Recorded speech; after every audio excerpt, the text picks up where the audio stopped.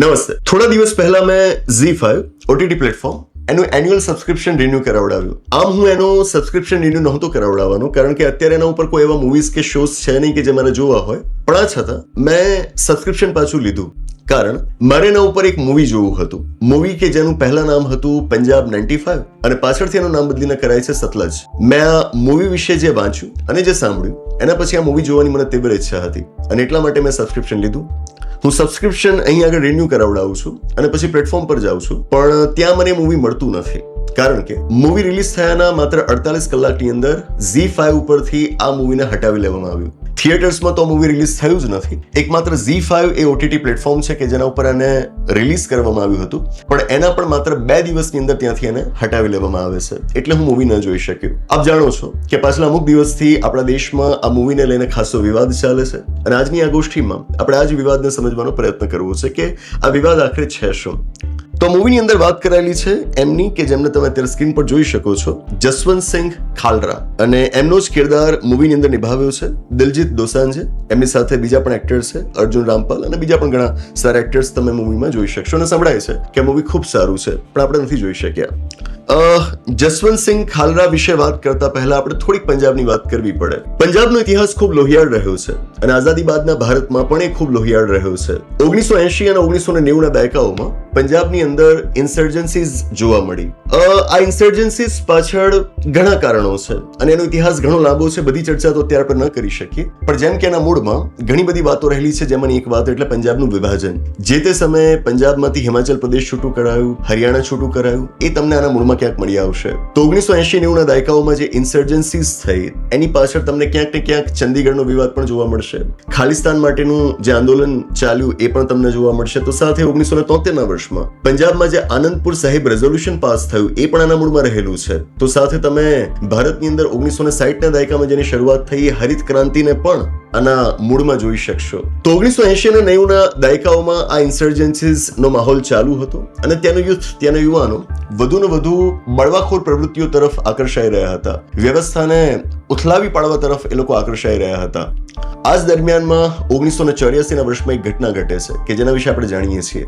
1984 ના વર્ષમાં એ વખતે આપણા પ્રધાનમંત્રી હતા શ્રીમતી ઇન્દિરા ગાંધીજી, અને ત્યારે જ થયું ઓપરેશન બ્લુ સ્ટાર. પંજાબનું અમૃતસર અને ત્યાં આવેલું ગોલ્ડન ટેમ્પલ, સુવર્ણ મંદિર, ત્યાં આગળ આપણા સશસ્ત્ર દળો, આર્મ્ડ ફોર્સીસ સરકારના જ આદેશથી પ્રવેશે છે અને પછી ત્યાં આગળ લોહીની નદીઓ વહે છે. સુવર્ણ મંદિરની અંદર આ થયું, જે શીખોનું સૌથી અગત્યનું ધાર્મિક સ્થળ છે. આનાથી શીખોની ધાર્મિક લાગણી દુભાઈ અને એનું પરિણામ શું આવ્યું આપણે જાણીએ છીએ.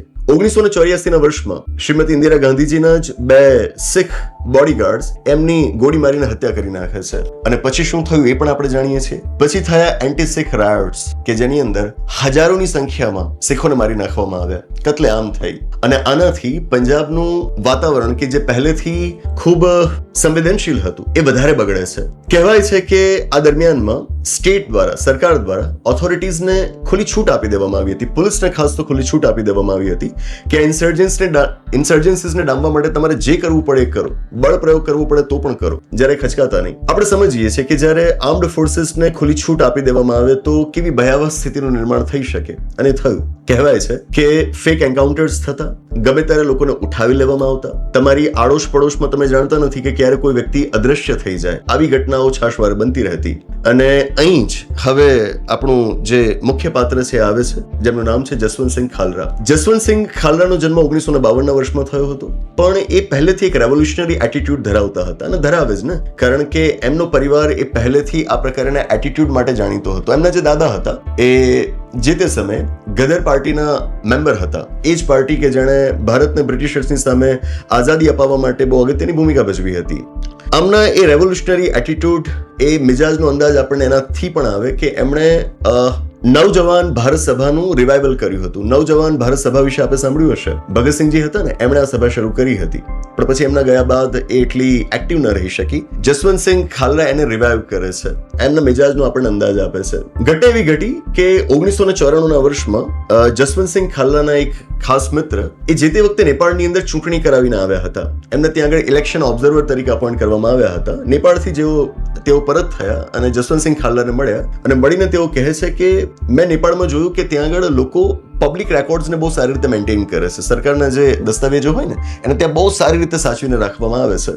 તો જસવંતસિંહને થાય છે કે આપણે જોઈએ કે આપણે ત્યાં ભારતની અંદર આપણી ઓથોરિટીઝ પબ્લિક રેકોર્ડ્સને કેટલા સારા મેન્ટેન કરે છે. એટલે હવે આઉટ ઓફ ધેટ ક્યુરિયોસિટી એ અમૃતસરની અંદર જે સ્મશાનો હતા ત્યાં આગળ પહોંચી જાય છે અને ત્યાં આગળ જઈને તેઓ રેકોર્ડ્સ ચકાસવા માંડે છે. અને પછી જાંચ પડતાલ કરતા એમને કંઈક નવાઈ પમાડે એવી વાત મળી આવી અને વાત એવી હતી કે ત્યાં સ્મશાનોની અંદર એવી કેટલીય ડેડ બોડીઝની અંતિમ વિધિ થઈ હતી કે જે ડેડ બોડીઝ દે વર અનઆઇડેન્ટિફાઈડ ઓર અનક્લેમ્ડ. મતલબ કે મૃતદેહો હોય કે જેનો કોઈ પરિવાર ના હોય, કોઈ પરિવારે આવીને કહ્યું ના હોય કે આ અમારા માણસ હતા અને એમણે અંતિમ વિધિ કરાવી હોય, આવી અનક્લીન બોડીઝ હતી. અને એવા કેટલાય મૃતદેહો હતા કે જેમની કોઈ ઓળખ જ નહોતી. મતલબ કે માણસ કોણ હતો એના વિશેની કોઈ માહિતી જ ના હોય. ચોંકાવનારી વિગત એ બહાર આવી કે આવી 2000થી પણ વધારે ડેડ બોડીઝ હતી કે જેનું ક્રિમેશન એ પોલીસ દ્વારા કરાવવામાં આવ્યું હતું. શું સાબિત થાય છે આનાથી? બધી જ વાતોને તેઓ ભેગી કરતા ગયા અને ત્યાંથી અમને મળી આવે છે કે 1984 થી લઈને 1994 સુધીમાં 10 વર્ષની અંદર પોલીસ ઓથોરિટીઝે જે ફેક એન્કાઉન્ટર્સ કર્યા ને એમના ઉપર આરોપ લાગતા હતા, લોકોને ઉઠાવી ગયાના એમના ઉપર જે આરોપ લાગતા હતા ને એ સાચા હતા એમના મતે. આવા 2000થી પણ વધારે લોકો છે કે જેમને પોલીસ ઉઠાવી ગઈ, મારી નાખ્યા અને પછી એમનું ક્રિમેશન બારોબાર કરી દીધું. એમના પરિવારને એમણે જાણ પણ ન કરી.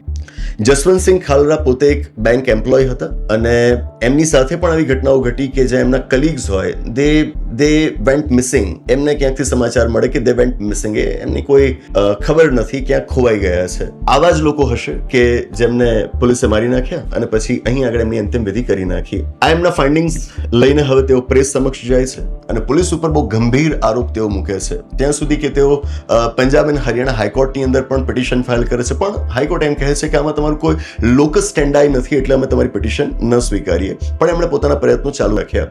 ધાક ધમકી એમને મળતી રહી પણ એ જરાય હટ્યા નહીં. હ્યુમન રાઇટ્સ માટે તેઓ લડતા રહ્યા ત્યાં સુધી કે તેઓ 1995ના વર્ષમાં કેનેડા પણ જાય છે. આ મુદ્દાને તેઓ એક આંતરરાષ્ટ્રીય સ્વરૂપ આપવાની કોશિશ કરે છે કે જુઓ કે પોલીસ ઓથોરિટીઝ કેટલી બ્રુટલ વેમાં અહીં નાગરિકોની કતલેઆમ કરી રહી છે. કેનેડા તેઓ ગયા, પોતાની રજૂઆતો તેમણે ત્યાં આગળ કરી, ત્યાંથી પરત થયા અને એના 3 મહિના બાદ એક દિવસ એમના ઘરની બહારથી જ એમના અમુક લોકો ઉઠાવી જાય છે અને પછી એમના કોઈ સમાચાર આવતા નથી. એ ઉઠાવી જનારા લોકો કોણ હતા? પોલીસ. આ હું નથી કહેતો, આ CBI સેન્ટ્રલ બ્યુરો ઓફ ઇન્વેસ્ટિગેશનનો રિપોર્ટ કહે છે કે પોલીસે જ એમને ઉઠાવી ગઈ અને પછી એમને મારી નાખવામાં આવ્યા. આ જસવંતસિંહ ખાલરા છે કે જેમના જીવન ઉપર, એમની આખી આ વાત ઉપર આ મૂવી બનેલું છે. પાછળથી પછી મુકદ્દમો ચાલ્યો અને આની અંદર જે પોલીસ કર્મીઓ ઇન્વોલ્વ હતા એમને સજા પણ સંભળાવવામાં આવી. એક પોલીસ કર્મીએ તો પાછળથી આત્મહત્યા પણ કરી લીધી હતી. ટૂંકમાં પંજાબના ઇતિહાસને જોતા આ મુદ્દો ખૂબ જ વિવાદાસ્પદ છે અને આની અંદર તમે સીધો જ સરકાર ઉપર આક્ષેપ લગાડી રહ્યા છો કે સરકાર એણે પોલીસને ખુલ્લી છૂટ આપી રાખી હતી ને એટલે જ પંજાબના પોતાના લોકોની એ લોકોએ હત્યા કરી. તો સ્વાભાવિક છે કે મુદ્દો ગરમાય જ અને વિવાદાસ્પદ બને છે. આ મૂવી રિલીઝ થવામાં પણ ઘણી વાર લાગી છે અને ફાઇનલી એ OTT પ્લેટફોર્મ પર આવ્યું તો ખરું, હટાવી લેવામાં આવ્યું. પણ પછી સરકારે આ મૂવીના સંદર્ભમાં એક ઇન્ટર ડિપાર્ટમેન્ટલ કમિટી બનાવી છે અને એ કમિટીએ જે ગઈકાલે રિપોર્ટ આપ્યો છે, રિપોર્ટમાં એ કહે છે કે આ મૂવીને ન બતાવવામાં આવે સારું છે. સારું શા માટે? તેમનું કહેવું એ છે કે આની અંદર જે પ્રકારની રજૂઆત પોલીસ વિરુદ્ધ થઈ છે, સરકાર વિરુદ્ધ થઈ છે, આનાથી પંજાબની અંદર અને પંજાબની બહાર પણ ખરી જે ખાલિસ્તાની મુવમેન્ટ ચાલે છે એને સપોર્ટ મળી શકે. ઉપરાંતને Punjab is a border state અને પાકિસ્તાન સાથે એનો કેટલો સંવેદનશીલ સંબંધ છે આપણે સમજીએ છીએ. આના કારણે પૂરી સંભાવના છે કે પાકિસ્તાન આ સ્થિતિનો લાભ ઉઠાવે. અત્યારે પણ પાકિસ્તાનમાં જે સ્ટેટ અને નોન સ્ટેટ એક્ટર્સ છે એ સ્થિતિનો લાભ ઉઠાવવા લાગી ગયા છે. અત્યારે આ મૂવીની મદદથી ઓનલાઈન એ રજૂઆત કરી રહ્યા છે કે જુઓ આ મૂવીમાં કેવું બતાવાયું છે કે ભારત સરકાર એ પોતાના જ નાગરિકો ઉપર કેવું દમન ગુજારી રહી છે. તો આનાથી પંજાબની સ્થિતિ વકરી શકે એટલા માટે જરૂરી છે કે આ મૂવીને આપણે ન બતાવીએ. ભારતના સાર્વભૌમત્વની સામે ખતરો ઉભો કરી શકે એમ છે એટલા માટે આ મૂવીનું સ્ક્રીનિંગ રોકવું જ જોઈએ. આવો આ કમિટીનો રિપોર્ટ છે. પણ બધા આ કમિટીના રિપોર્ટ સાથે સહેમત નથી. ખાસ તો અકાલી દળ આની સાથે સહેમત નથી અને અકાલી દળે તો સ્પષ્ટપણે કહી દીધું છે કે અમે ગામે ગામ જઈને આ મૂવીનું સ્ક્રીનિંગ કરીશું, લોકોને બતાવીશું કે સરકારે કેટલું દમન ગુજાર્યું છે, તમારા લોકોને એમણે મારી નાખ્યા છે. અત્યારે તમે જોશો તો પંજાબની અંદર આ થઈ જ રહ્યું છે. એનું સ્ક્રીનિંગ મતલબ ખુલ્લા મેદાનમાં અને બગીચાઓમાં થઈ જ રહ્યું છે. અને ઉપરાંત યુટ્યુબ પર પણ ઘણી બધી ચેનલ્સ છે કે જેમણે આ મૂવી લીક કરી દીધું છે, રિલીઝ કરી દીધું છે. બરાબર, મેં તો હજુ સુધી જોયું નથી પણ મને ધ્યાનમાં છે ત્યાં સુધી બહુ જોવાયું છે. જોઈએ હવે OTT પ્લેટફોર્મ પર એ ક્યારે આવે છે, પહેલા તો આવે છે કે નહીં. ચર્ચાના ઉપર થઈ શકે કે કોઈ પણ મૂવીને આપણે બતાવવું યોગ્ય છે કે નહીં. પણ હું કહીશ કે વિવાદાસ્પદ બાબતો છે ના નથી, પણ આપણા ઇતિહાસમાં રહેલી દરેક ઘટનાથી આપણે નાગરિકોને જાગૃત કરવા જોઈએ. જેમ કે આપણે હમણાં ચર્ચા કરી હતી ને, ગોષ્ઠી કરી હતી ને, કે 1975ના વર્ષની જે એમરજન્સી હતી, એ એમરજન્સી વિશે આપણે એક અલગ ટોપિક મૂકીએ છીએ એનસીઆરટીના પુસ્તકોમાં, કે જેથી આવનારું જે આપણું ભવિષ્ય છે, આપણી જે આવનારી પેઢી છે, એ આ ઘટના ભલે ગમે એટલી વિવાદાસ્પદ હોય એના વિશે જાણે. તો એ જ રીતે હું કહીશ કે આ મૂવીની અંદર મૂવીઝ બીજા ઘણા બધા બને છે કે જેમાં પણ ઘણી કોન્ટ્રોવર્શિયલ બાબતો બતાવેલી હોય છે.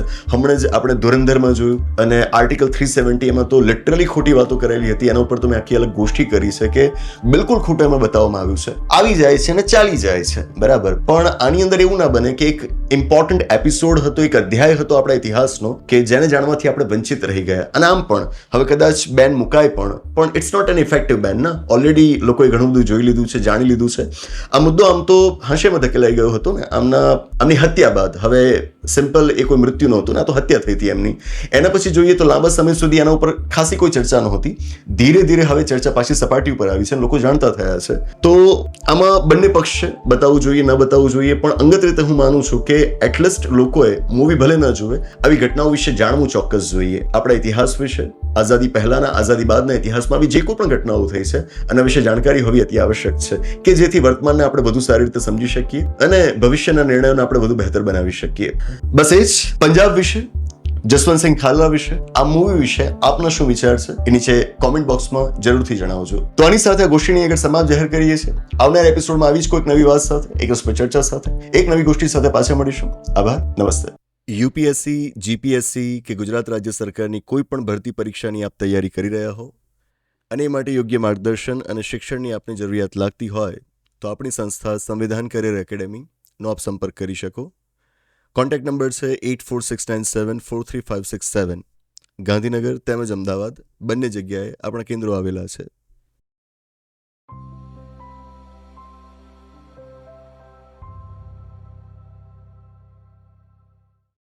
નમસ્તે.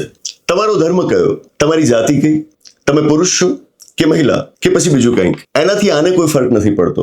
આ એટલે કોણ? આપણું બંધારણ, ભારતનું બંધારણ. આ બંધારણ તમને એક જ ઓળખ આપવા ઈચ્છે છે, અને ઓળખ છે ભારતના નાગરિક હોવાની ઓળખ. તો શું તમારે આ બંધારણ વિશે જાણવું ન જોઈએ? છેલ્લા 17 થી 18 વર્ષમાં ભારતના બંધારણને હું જેટલું સમજ્યો એનો નિચોડ મેં આપણા બંધારણના પુસ્તકમાં આપવાનો પ્રયત્ન કર્યો. અને હવે બંધારણ વિશેની મારી અગત્યની નોંધ ભેગી કરીને અમે એક નવું પુસ્તક પ્રકાશિત કર્યું છે. ભારતનું બંધારણ એક રાષ્ટ્રની સંહિતા, ડોક્ટર વિકલ કોટવાલ્સ નોટ્સ. અમે એક સપનું જોયું છે કે ગુજરાતી ભાષા જાણતી દરેક વ્યક્તિના હાથમાં પુસ્તક હોય. પુસ્તકની સાઇઝ જ એવી રાખી છે કે તમે એને હંમેશા પોતાની પાસે રાખી શકો. જેણે બંધારણ ક્યારેય નથી વાંચ્યું, બંધારણ વિશે કશું જ નથી જાણ્યું, એ આ પુસ્તકની મદદથી પોતાની બંધારણ યાત્રા આરંભી શકશે. અને સાથે એ કે જેમણે બંધારણને સમજ્યું છે પણ હવે તેઓ એનું સમયે સમયે પુનરાવર્તન કરવા માંગે છે, એમ બંનેની જરૂરિયાત સંતોષી શકે એમ આ પુસ્તક અમે બનાવ્યું છે. મારા દીકરાઓના નાના નાના હાથમાં બંધારણનું એક નાનકડું પુસ્તક મૂકવાની મારી ઈચ્છા હતી, અને ત્યાંથી જ આ પુસ્તકનો વિચાર જન્મ લે છે. અને હવે ઈચ્છા છે કે ગુજરાતના દરેક બાળકના હાથમાં આ પુસ્તક હોય. બાળકો અને વડીલો એમ બધા જ આ પુસ્તક વસાવે અને બંધારણને પ્રસરાવે એવી અપેક્ષા. પુસ્તક ખરીદવું ખૂબ સરળ છે. આપણી મોબાઈલ એપ્લિકેશન કે જેનું નામ છે વિકલ કોટવાલ મોબાઈલ એપ્લિકેશન, એના સ્ટોરમાંથી તમે આ પુસ્તક ખરીદી શકશો અને સૌથી ઓછી કિંમતે અને ઘરે બેઠા તમે આ પુસ્તક મંગાવી શકશો. વધુ વિગત માટે આપણી ઓફિસનો આપ સંપર્ક કરી શકો.